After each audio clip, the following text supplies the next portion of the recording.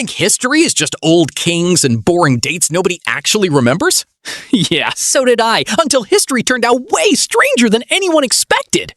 Then I started digging a little deeper, and history completely lost its mind. I'm talking wars over an ear, and somehow that's not even the weirdest part. A war started over an ear. An army actually lost to birds. A country accidentally gained a soldier, and a city nearly drowned in syrup. History is absolutely insane, and we're only scratching the surface. Welcome to Why So Stupid, where history gets weird and humans get stupid.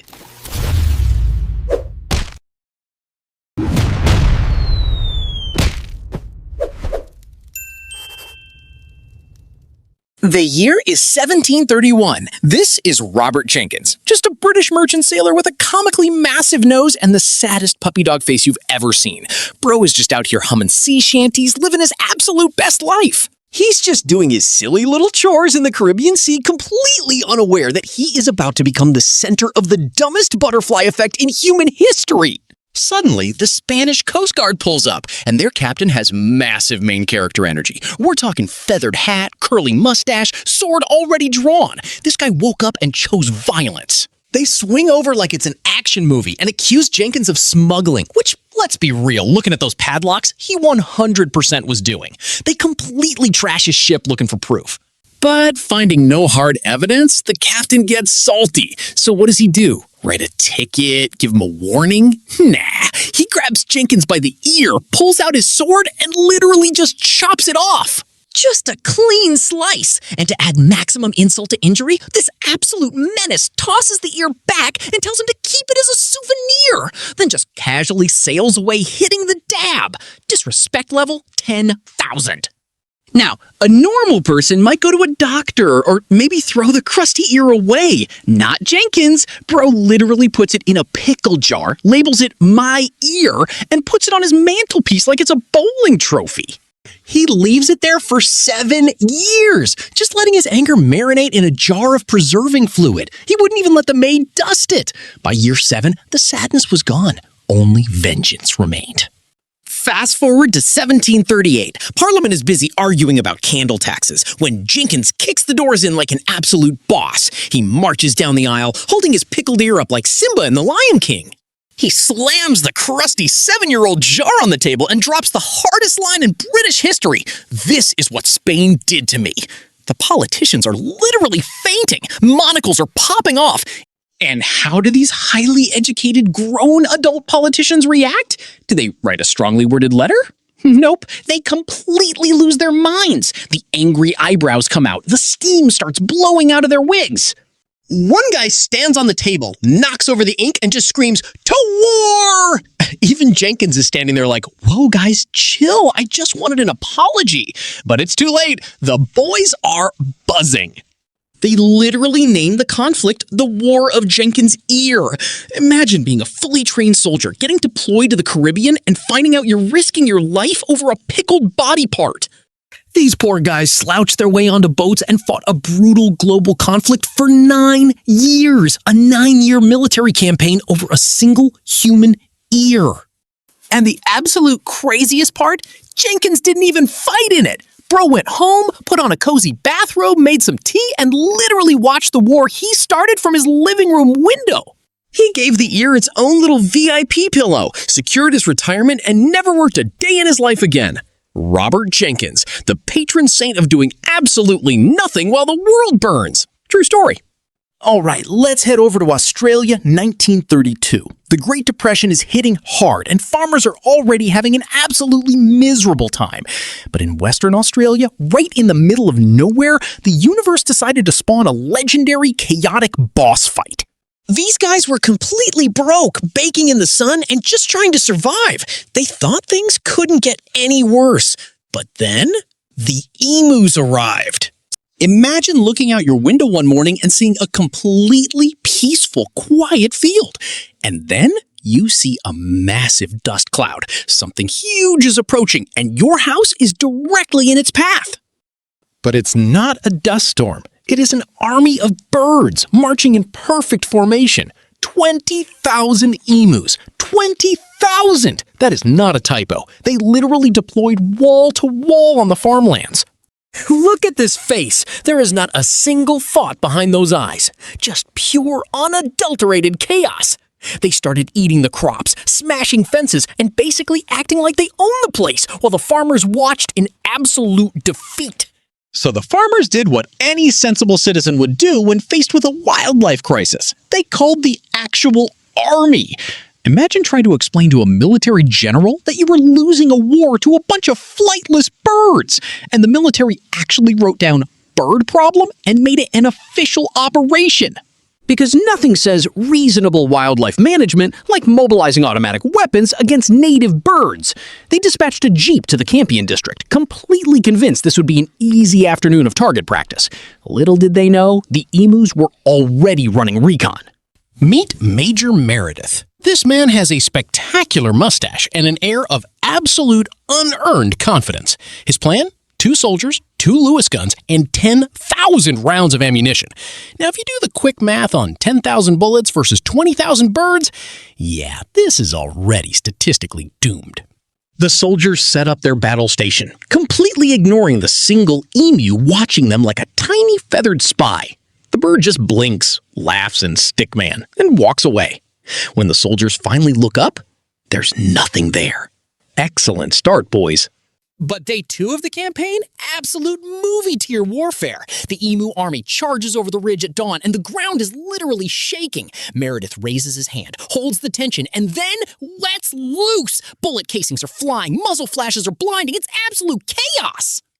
But instead of running away, the emus pull a tactical split-up, scattering into tiny squad-sized units. The soldiers are spinning around like crazy. One emu literally goes full Neo from the Matrix, dodging a bullet in slow-mo with zero effort. When the firing stops, the field is empty. The guns are smoking, and the score remains blank. Eventually, the soldiers manage to line up a perfect, clean shot on a lone emu. It is a direct hit. But instead of falling over, nothing happens. The bird literally just blinks. It didn't even flinch. Are these things made of steel? The emu literally rolls its neck, shrugs its wings, and casually walks away like it just got tapped on the shoulder. Meanwhile, the soldier is standing there with his jaw on the floor, questioning his entire existence.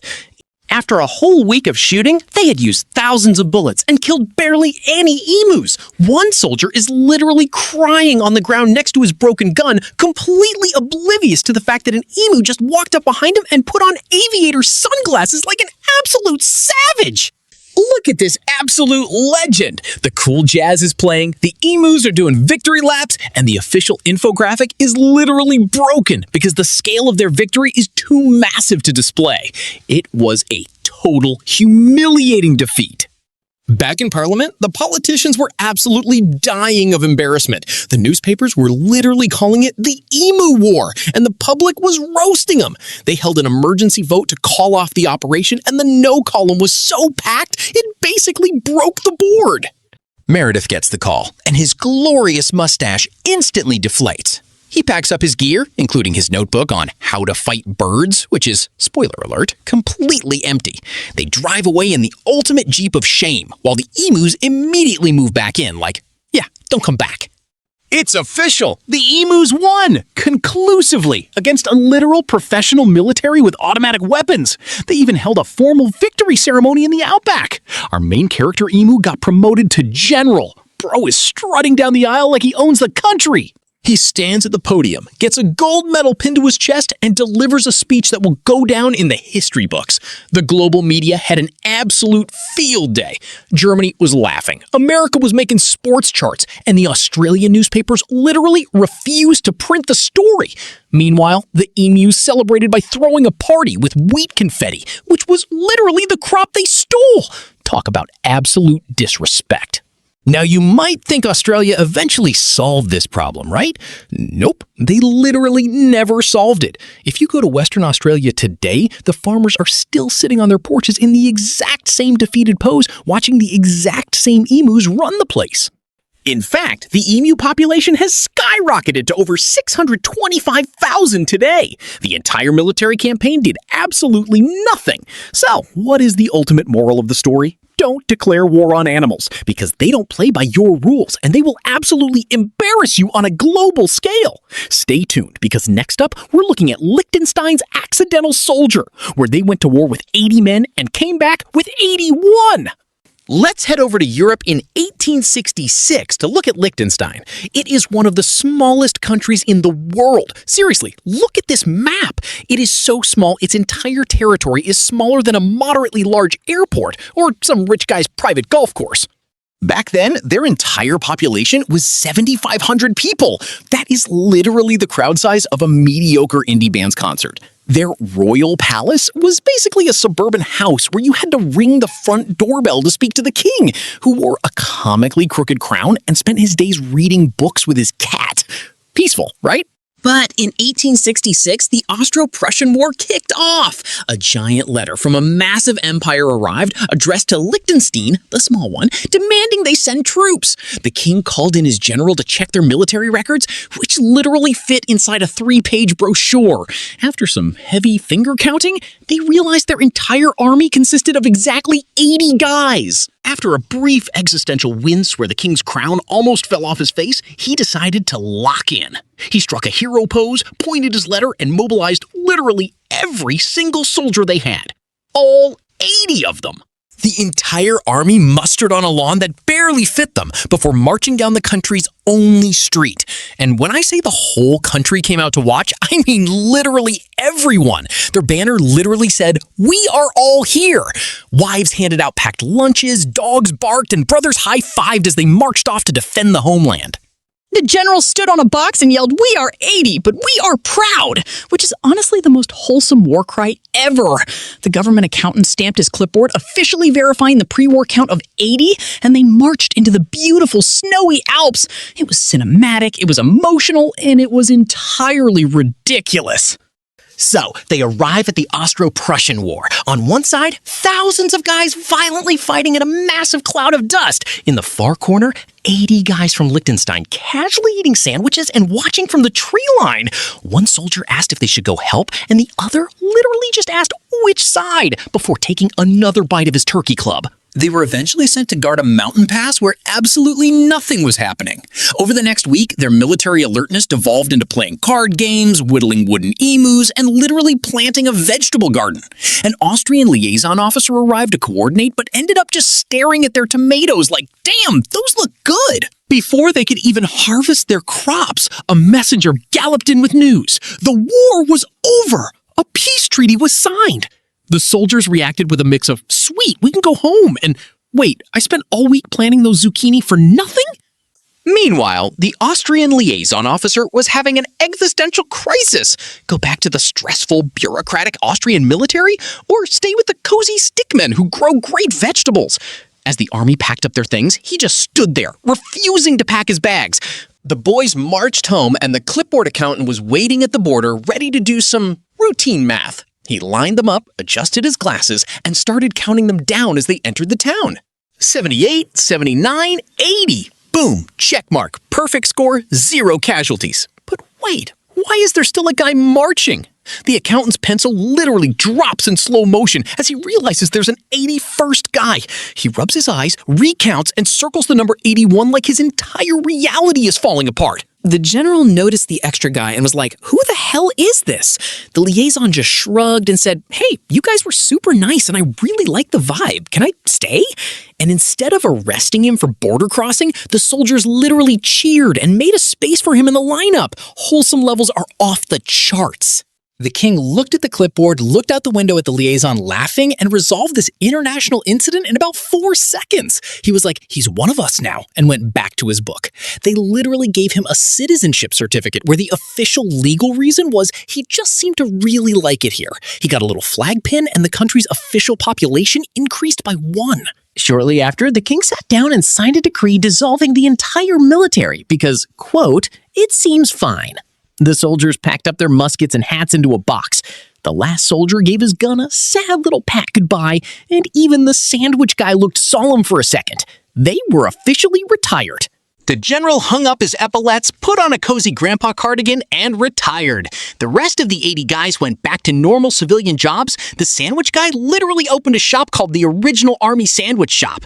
Their barracks were left completely empty, except for a sleepy cat. Just absolute peaceful vibes. Fast forward to today. Liechtenstein still has absolutely zero army, and their official military record since 1866 is 0 wars entered, 0 wins, 0 losses, which means mathematically they are technically undefeated. They actually built a tiny museum where that accountant's panicked clipboard gets its own dedicated spotlight, like a national treasure, right next to an oil painting of our legendary Austrian liaison. So there you have it. A country that went to war with 80 men, suffered -1 casualties, made a lifelong friend, and retired forever. Don't go anywhere, because next up, we're looking at a disaster that was sticky, sweet, and deadly: the Boston molasses flood. Let's head to Boston, January 15th, 1919. It's a perfectly normal, quiet Wednesday afternoon, and absolutely everyone is ignoring the giant, highly suspicious metal tank towering over their rooftops, while workers happily eat lunch right next to leaking structural cracks. A tiny rivet pops off and the street clock hits 12:29 p.m. We are exactly 1 minute away from the sticky apocalypse. This comically massive 50-foot beast was built so poorly that safety testing was completely skipped. When worried locals complained that their kids were literally eating leaked molasses off the streets, the city filed it away under no action required. The structural weld seams finally give up. The metal starts violently groaning, and a rivet literally shoots off like a bullet as the clock hits exactly 12:30. 1 second of dead silence, and then boom! The tank explodes with such violence that the physical shockwave ripples the cobblestones and knocks pedestrians completely off their feet. We are talking about a 15-foot tall wall of syrup traveling at 25 miles per hour. That is a wave as tall as a literal giraffe, and it is actively leveling brick buildings. The flood spread so fast, it looks like ink on blotting paper, swallowing entire delivery wagons and literally trapping local firefighters inside their own collapsing station. This stuff was so heavy, it bent iron railway columns like plastic, leaving multiple city blocks completely submerged in a deep, sticky lake of syrup in less than 2 minutes. Here is a terrifying physics lesson. Humans can only sprint at about 15 miles per hour, meaning you mathematically cannot outrun a 25-mile-per-hour wall of syrup. We're sorry. To make matters worse, it was winter. Cold molasses behaves exactly like wet concrete, meaning anyone who tried to wade in to help immediately became stuck themselves. We need to pause for a second, because as absurd as this story sounds, it was a genuine industrial disaster. 21 people lost their lives, and another 150 were severely injured. Now let's look at the corporate negligence of the people who let this happen. Scraping Commercial Street clean was a literal sticky nightmare. Navy sailors in pristine white uniforms immediately got coated in sludge, and when firefighters tried using high-pressure water, it just splashed back and made things twice as sticky. It took weeks of manual labor to scrape the city clean, during which the entire North End smelled so strongly of hot, decaying syrup that workers literally couldn't stomach their lunches. The lawsuit turned into the longest legal case in state history, during which the company actually tried to blame immigrant anarchists before engineers proved the tank walls were criminally thin. They were found guilty and forced to pay equivalent to $10 million in damages. This case became the actual foundation of modern industrial safety law, so companies have to prove things won't explode. Today, Commercial Street is completely normal and clean, but on hot summer days, locals swear they can still smell something sweet in the air. And science says it's actually possible. Symmetrical soil absorbed so much molasses in 1919 that summer heat still causes those sticky organic compounds to evaporate. And that is the bizarre, tragic, and incredibly sticky tale of the Great Boston Molasses Flood. That's it for today. Make sure you like and subscribe, because I'm stupid, you're stupid, but you know who's even more stupid? The one who's still not subscribed. Don't be that person. We've still got many more ridiculously stupid stories coming.